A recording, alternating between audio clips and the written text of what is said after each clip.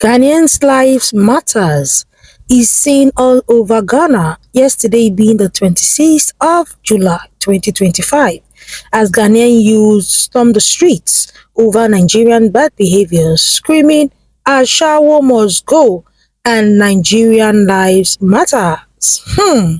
Lovely's yesterday has been hectic. This one says armed robbery and violent attacks must stop.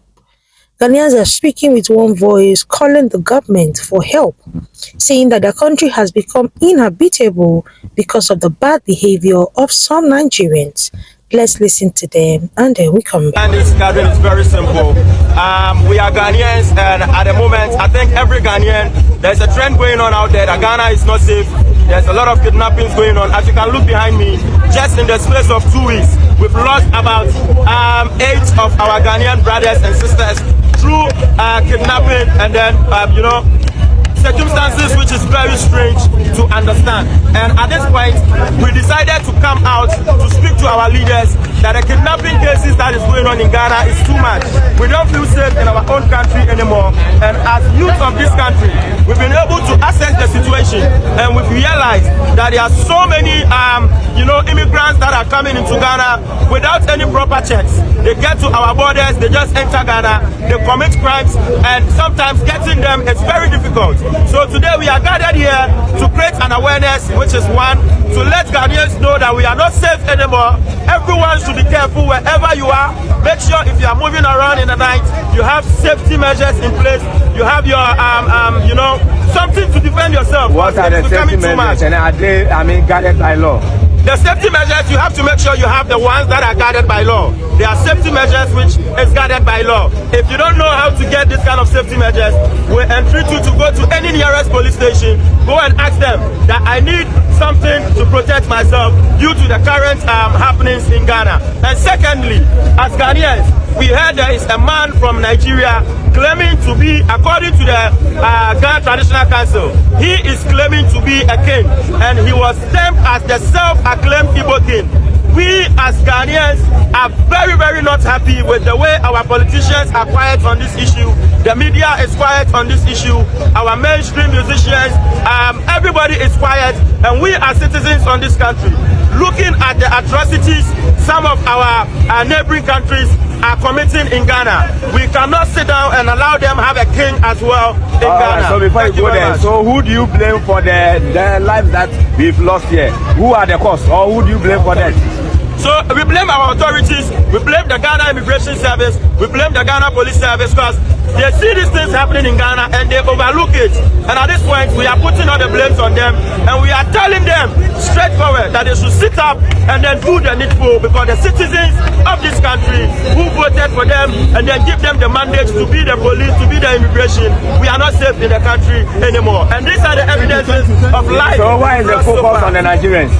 So the focus is not only on the Nigerians, the focus is on anybody that is in Ghana without proper documentation. We don't know what the person is doing, being it Nigerian, being it Nigerian, being it Cameroonian, being it Senegalese. But why, or the reason why you see more focus on Nigerians is because when you go into our database, most of the crimes that are committed by foreigners are Nigerians. So that is the reason why you see it to be something which is focusing on Nigerians. But we are not focusing on Nigerians alone. We are focusing on how we will be safe as Ghanaians. So apart from this work, what are we want Nigerians to go back to their country. Ghana is for us. Ghana is not for any foreigner. No Igbo man can come to this country and intimidate us. This country belongs to us. President Mahama, you came for Ghanaians. You said Ghana first. You said you came for the youth. Please take action now. Thank you. I don't know. Unite me. We can't be dealing with the legal criminals that we are having in Ghana and be dealing with Nigerians to grow. So Nigerians must the government, the politicians have to do something about it.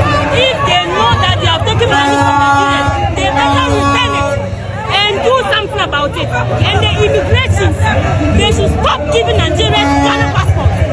They should stop. Listen, we are not all bad people who hate Nigerians and whatever. Look at the number of people in the whole world that are taking actions against Nigerians. It should say something to you guys. You guys are doing something that does not align with the countries that you people are in. Stop it. And I'm not even that bored with the people who are committing these atrocities. So, as the people Nigerians standing behind that are like, you people hate us. You people hate us. What have we done that you...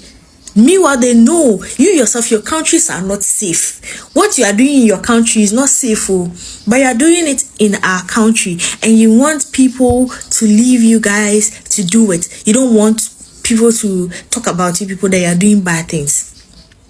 You people have kidnapping season in Nigeria. You want to bring kidnapping season to Ghana? No. There's been a very major issue, a very big issue happening in Circle, in Accra, and I had to come in. You understand? We have to come into the market to check what's going on.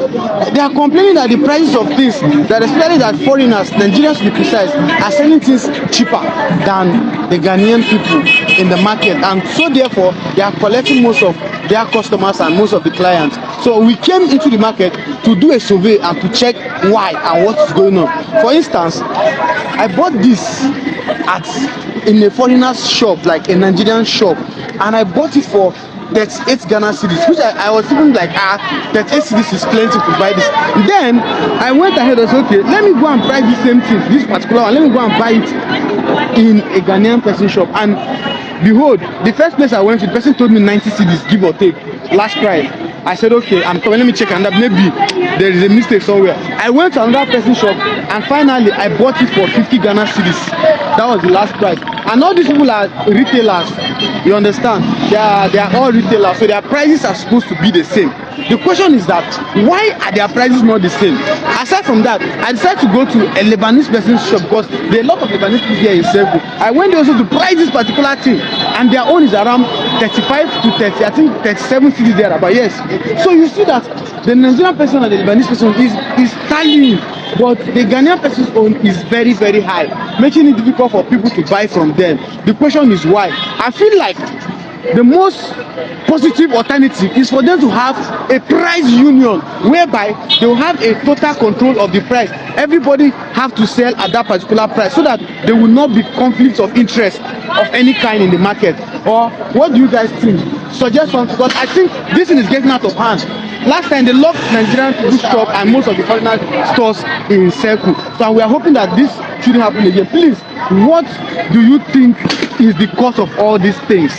Let me hear your views on the comment section, and also share this video. Thank you very much. I'm Delicious Army. Yeah, I tell Ghana, Nigeria, South Africa, Kenya, and all the good stuff relating to them. Yesterday's protest was massive. Yesterday's demonstration was out of this world. Like, oh my God, the numbers of Ghanaians I saw on the street took me off my feet. Like, what? People came out in their numbers. The Ghanaian people spoke with one voice, and I'm very, very sure the government has heard them. Yes. Why am I saying the government must have heard them? Because even before now, when this whole thing started, if you notice it, the Ghanaian police is doing too much. The Ghanaian police is doing too much. Like, was it not which day ago, 3 days ago, they said they caught 50 Nigerians who are doing cyber fraud and all in Ghana. So if you notice, the Ghanaian police has been doing so much to ensure they crack down these guys. And I've been hearing rumors that Nigerians who are undocumented in Ghana are laying low because of, this whole thing. So that's to tell you that the government is actually doing something. It's not like the government is not doing something. The only thing is that you might not start seeing the effect now till, let's say, 2 months time or 1 month time. Then you now realize that all these Nigerian boys that used to come and do all this yahoo in Ghana, they're no longer in their huge numbers. But seriously, I must really commend the Ghanaian people for coming out in their number to speak up for their country, because at the end, Ghana is all they've got. If they lose it to bad behavior, criminals, illegal activities, there is no other place they can call home. But I want to really ask this question. I heard this part of the interview when one Ghanaian man was saying that they would go to Nigeria and bring, these small girls to come and do ashawo in Ghana. And I'm like, is it that bad? Like, is it that bad that when you just go to the streets, you just see ashawo girls everywhere? Like, I want to imagine the scenario in my head. Like, is it that bad that all throughout it's just ashawo girls everywhere? Like, I can't imagine living in that kind of a place. So I can understand Ghanaians' grievances. Like, you just wake up in your country and everywhere is filled with ashawo girls. Like, what do you want to teach the girls in that country? What do you want to teach the women in the country? Like, now wow, let them send all those girls back to Nigeria, and the madams that involved them in that activity should be jailed and not just deported. Because when you deport them back to Nigeria, they will look for their way to come into Ghana again. Jail them at least 20 years. When they stay in jail for like 20 years, by the time they are coming out, to do a shower work will not be, the next thought for them again. So that's just it. Like, some of the things the Ghanaian people were saying was just, I was my gaps to like, hey, what is going to happen? And wow, Nigerian people, wanna do better, wanna do better. Why I like the fact that these things are happening is that it will make my Nigerian people sit up. I've told the people in my video 2 months ago, even before this whole protest thing started, I told you guys, Ghana is not your home. You're a foreigner in Ghana. When you go to Ghana, behave like a foreigner. When you go to Ghana, behave like you are not in your home. Don't get too comfortable. Oh, they are welcoming. Oh, they are welcoming. Trust me. Don't take that welcoming as, oh, you are now at home. No, you are not at home. You are there to get greener pastures. Behave like that. Because it's only when you go to Ghana you feel you are at home. That is the reason why you will sit down and start doing yahoo or start doing a shower work. A country where you don't feel at home, you will not go there and do a shower work. Instead, you'll be working on eggshells. Guys, feel free to drop your opinions to the comment section, okay? I'm Delicious Army, here at Ghana, Nigeria, South Africa, Kenya, and all the resources relating to them. I'll see you in my next one, guys. Bye-bye.